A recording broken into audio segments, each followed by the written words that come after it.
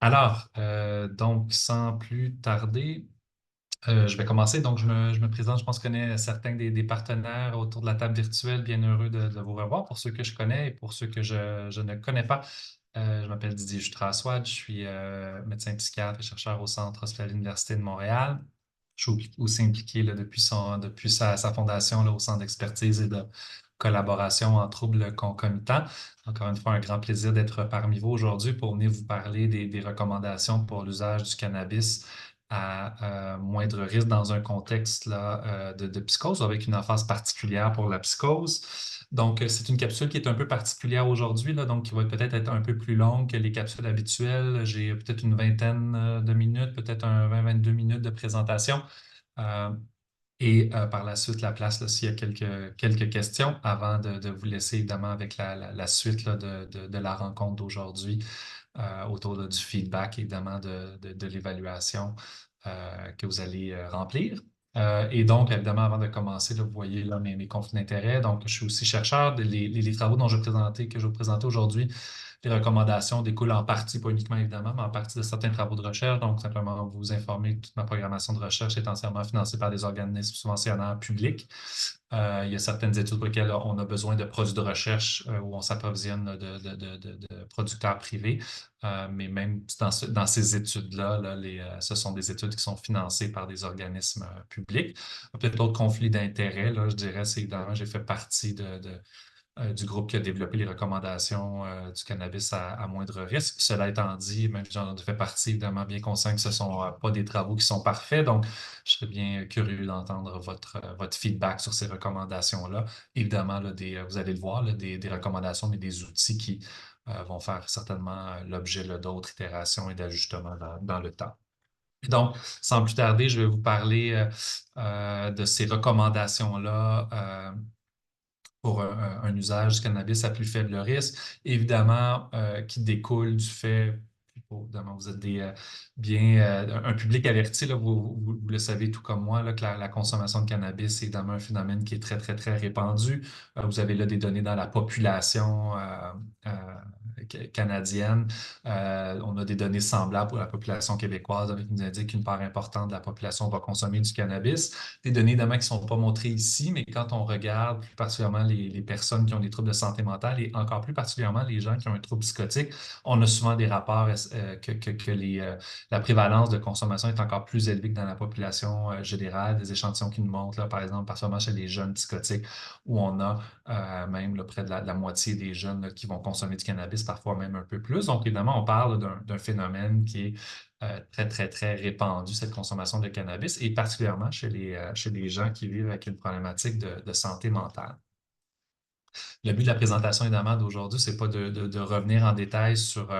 ce sujet-là avec lequel vous êtes déjà familier, mais c'est vous parler un peu des recommandations pour l'usage du cannabis à moindre risque, avec une emphase particulière pour la psychose. En fait, des travaux qu'on a menés là, en 2023,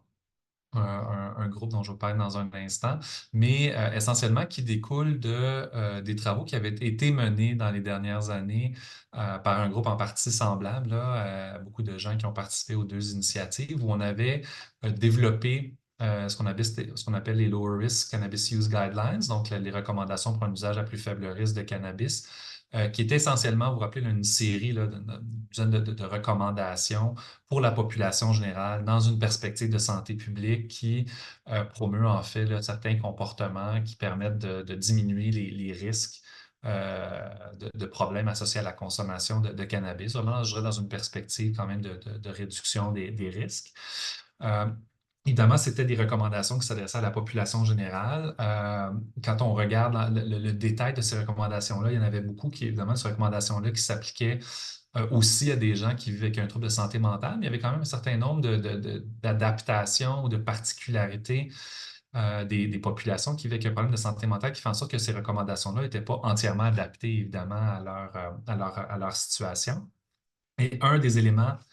à mon avis, qui est à l'avant-plan, c'est que dans les recommandations générales pour l'usage du cannabis à moindre risque,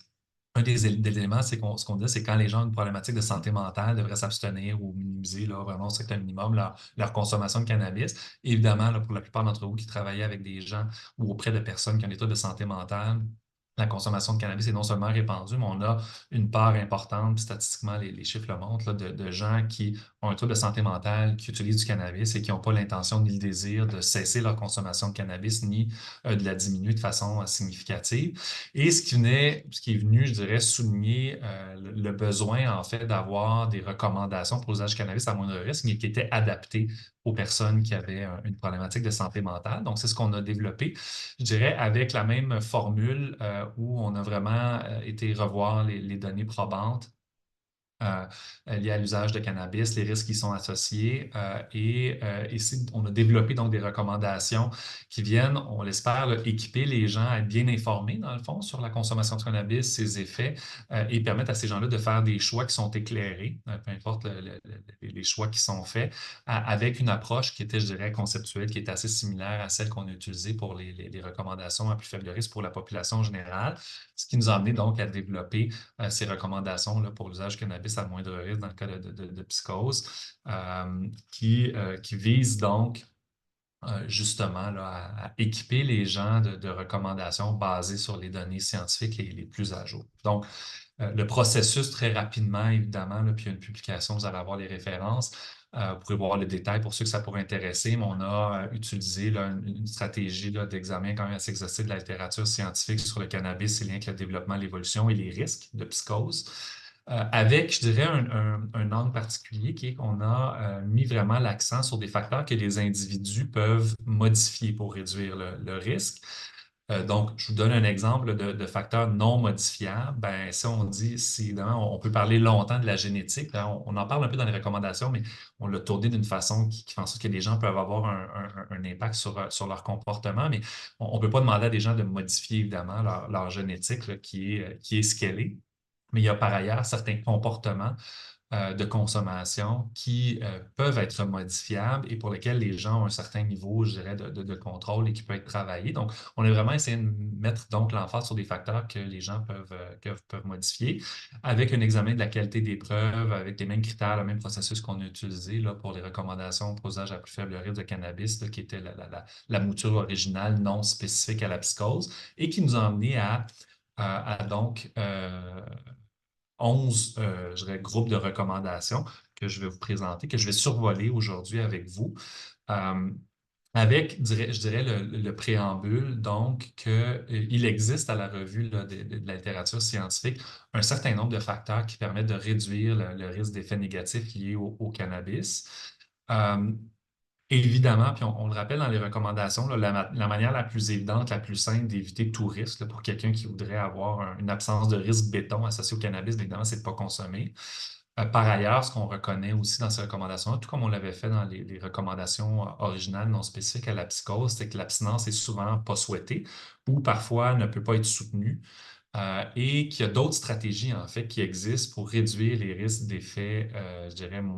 plus négatifs de la consommation de cannabis et que les gens peuvent adopter au-delà, évidemment, de l'abstinence complète pour l'usage de cannabis. Et c'est vraiment, donc, ces stratégies-là qu'on a résumées dans les recommandations que je vais aborder une après l'autre avec vous. Peut-être juste la prémisse aussi avant de rentrer dans le détail de chacune des recommandations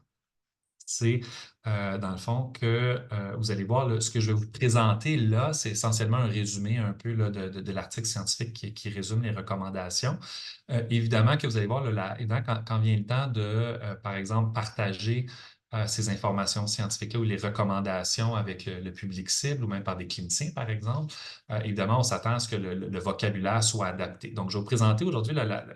les prochaines diapositives, je dirais la version un peu scientifique vulgarisée des recommandations, mais je vais vous en reparler un peu plus tard vers la fin de la présentation. On a développé une série je dirais, d'outils et de matériels qui peuvent être utilisés, qui ont été adaptés en termes de langage, de littératie, qui peuvent être utilisés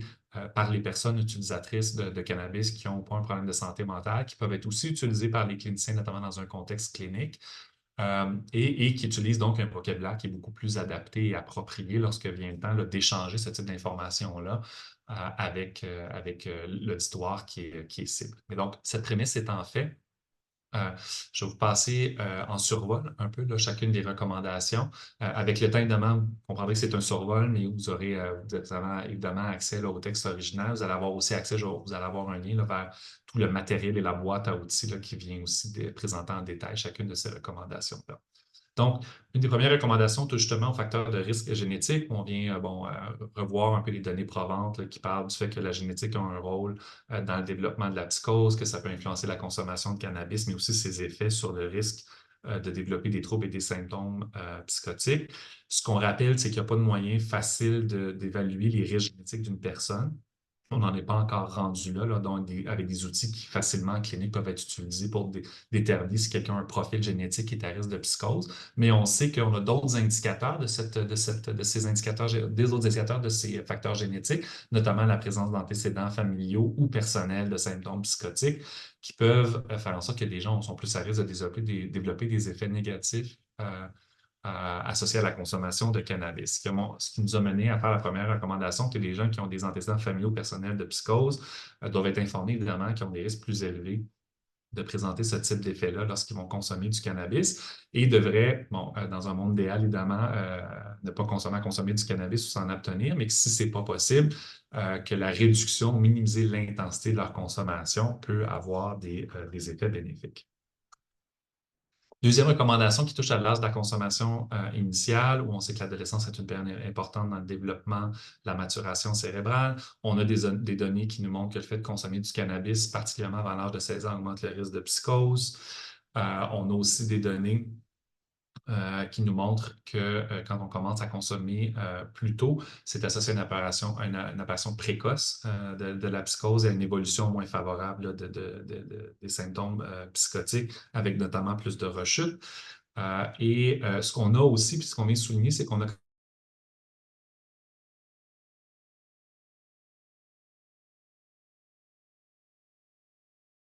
chez les gens qui ont des antécédents familiaux de troubles psychotiques, qui sont elles aussi, les personnes plus âgées peuvent être plus susceptibles de subir des conséquences négatives en lien avec la psychose lorsqu'ils consomment du cannabis. Ce qui nous a amené à les deux recommandations là, suivantes, qui est d'abord que la consommation à l'adolescent doit être évitée et retardée le plus possible. Évidemment, idéalement le plus tard à l'âge adulte, mais évidemment avec le seuil de 16 ans, là, qui est vraiment un seuil à partir duquel on voit qu'une consommation est associée à un risque plus élevé d'avoir des effets délétères, notamment sur le plan psychotique. Et on recommande également, là, de façon semblable aux consommateurs plus âgés, particulièrement ceux qui ont des antécédents de psychose, devraient dans la mesure du possible, éviter l'utilisation intensive de cannabis. On a une troisième recommandation qui touche à la teneur en cannabinoïdes. Donc, on parle évidemment, on revoit là, les données sur le THC. Il y a une petite coquille ici, c'est THC, non TCH, là, qui est un principal composant du cannabinoïde. Donc, on retrouve dans le cannabis, qui entraîne des effets euphorisants, mais qui est associé aussi aux manifestations psychotiques. On sait aussi là, que plus le cannabis est plus simple, plus il y a une association avec le risque de développer des symptômes psychotiques plus graves, des rechutes chez les gens qui ont déjà un trouble psychotique. Et ce qu'on note aussi, puis vous allez voir comment ça s'est articulé dans la recommandation, là, mais c'est qu'il y a des données contradictoires sur le fait que la consommation de cannabis avec du CBD peut venir réduire le risque en fait de symptômes psychotiques induits par le THC. Et on vient aussi souligner dans les recommandations que les produits de cannabis qui contiennent du THC, notamment dans un marché régulier là, comme celui qu'on a au Canada ou au Québec,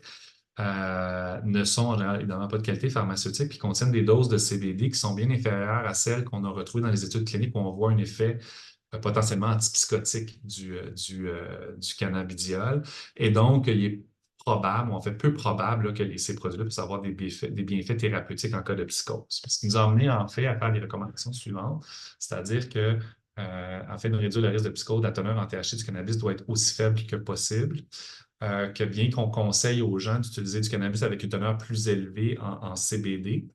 principalement parce qu'en général, ces produits-là ont souvent aussi moins de THC. Les données probantes actuellement disponibles sur le cannabidiol sont assez limitées.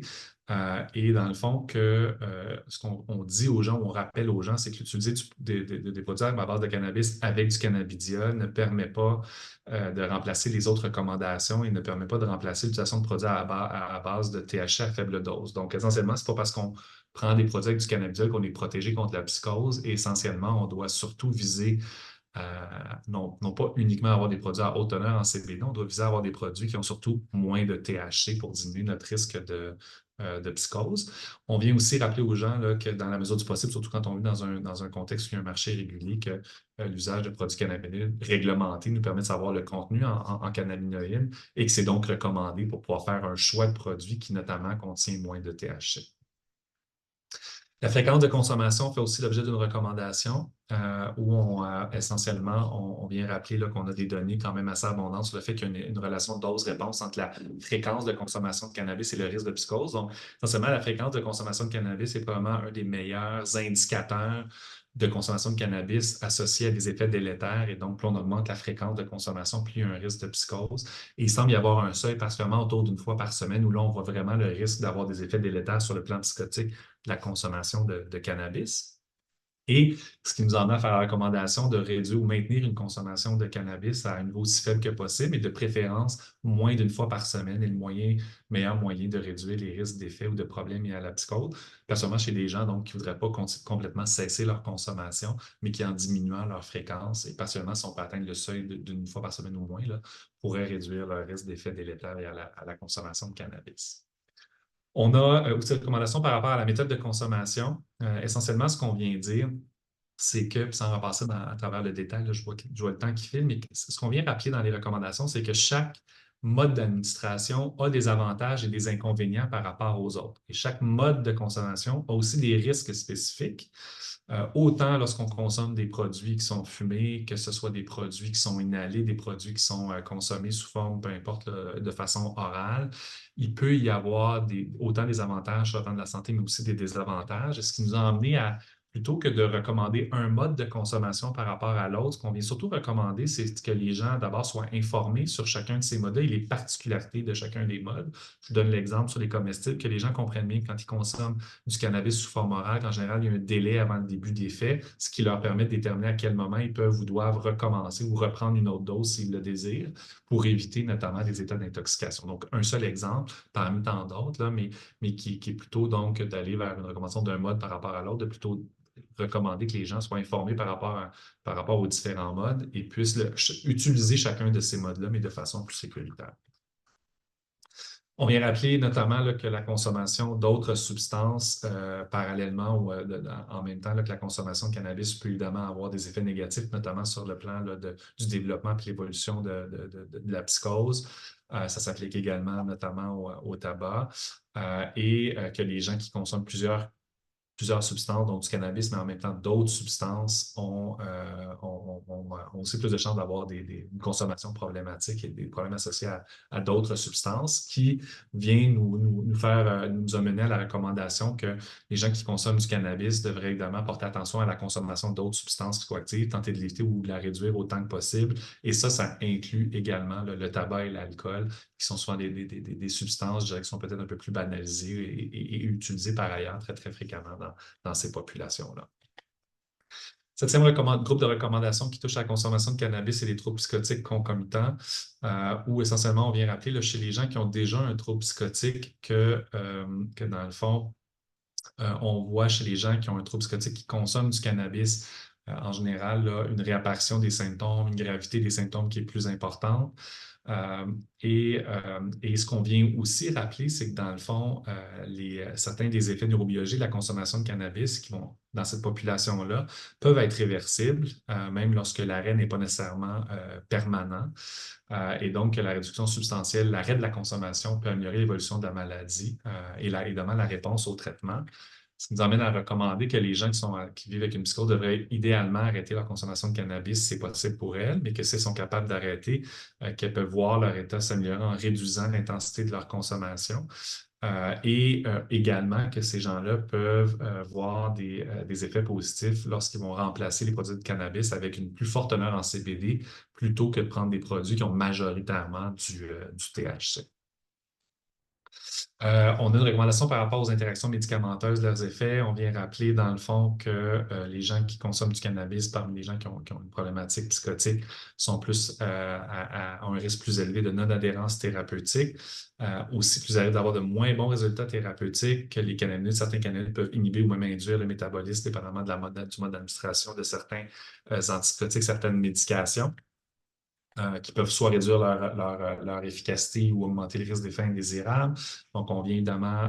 recommander à nouveau là, que les gens qui ont un trouble psychotique, qui prennent un traitement psychotique, devraient réduire ou, bon, idéalement cesser quand c'est possible leur consommation de cannabis. Puis qui fait aussi référence au fait que souvent les gens qui consomment du cannabis ou qui consomment des substances et qui ont un trouble psychotique qui sont sous traitement, lorsqu'ils craignent une interaction, vont davantage évidemment avoir tendance à cesser la médication plutôt que de cesser la consommation de substances. Donc, on vient rappeler un peu les données scientifiques sur le fait qu'il est probablement, évidemment, c'est évident, là, plus bénéfique de diminuer la consommation de substances plutôt que de cesser la médication. Et quand même que ces gens qui consomment du cannabis et qui sont sous médication devraient faire l'objet d'une surveillance plus particulière, une attention particulière du clinicien pour s'assurer notamment qu'en fonction des interactions possibles, que les traitements puissent être ajustés aux besoins, à la fois pour augmenter les chances d'efficacité, mais diminuer les chances d'effets secondaires. Neuvième recommandation qui parle de la consommation de cannabis intermittente ou arrêt, où donc ce qu'on vient rappeler, là, c'est que donc il peut y avoir une amélioration du pronostic, notamment sur le plan psychotique chez les gens qui consomment du cannabis lorsqu'il y a une réduction ou l'arrêt de la consommation pendant un certain temps, même si ce n'est pas fait de façon permanente. Et donc, aussi chez les gens, dans le fond, qui ont un trouble psychotique, qui consomment du cannabis, lorsque ces gens-là vont cesser leur consommation de cannabis, le risque de rechute psychotique est le même que les gens qui ne consommaient pas du tout du cannabis. Donc, il y a vraiment, c'est ce qui mène à la neuvième recommandation, là, que ceux qui n'arrivent pas à arrêter complètement de consommer du cannabis, évidemment, peuvent réduire l'intensité, mais peuvent aussi cesser du cannabis pendant un certain temps pour explorer si ça peut améliorer leurs symptômes. Et donc, on vient un peu encourager l'idée que même chez les gens qui ne devraient pas arrêter de façon permanente la consommation de cannabis, le fait d'un arrêt ou d'une diminution significative de façon intermittente peut avoir des avantages, notamment sur le plan des symptômes psychotiques. Et donc, on vient en faire l'objet d'une recommandation, là, cette idée de pause, en fait, de consommation active de cannabis. Combinaison des facteurs de risque, donc on vient rappeler un peu là, que ça, c'est aussi quelque chose qui est peut-être un peu moins souvent exploré ou rapporté en littérature scientifique, mais cette idée que finalement, ce qu'on voit beaucoup, c'est que le risque vient vraiment augmenter, puis parfois même de façon plus synergique quand on a une combinaison des facteurs de risque. Donc, un des exemples de ça, c'est les gens qui commencent à consommer du cannabis tôt, mais de façon très intensive, ont vraiment un risque accru là, de développer des symptômes indésirables, et notamment des effets notamment sur le plan psychotique. Ce qui nous emmène notamment là, à faire là, la recommandation que les gens tentent d'éviter en fait de combiner ces facteurs de risque-là. Et ce qui s'applique plus particulièrement notamment à des gens qui auraient déjà, par exemple, certains facteurs intrinsèques de risque, par exemple sur le plan des antécédents personnels, d'éviter la combinaison avec certains comportements d'usage qui sont eux aussi des facteurs de risque pour développer des problématiques psychotiques. Et donc, on vient vraiment recommander aux gens de porter attention à leur indicateur de risque et éviter de les combiner parce que ça vient souvent là, augmenter donc, le risque de vivre des problèmes associés à leur consommation de cannabis. Dernière recommandation qui porte sur les autres risques et effets indésirables sur la santé. Donc, ce qu'on vient un peu rappeler, puis on voulait absolument le faire dans ces recommandations-là, -là, c'est l'idée que,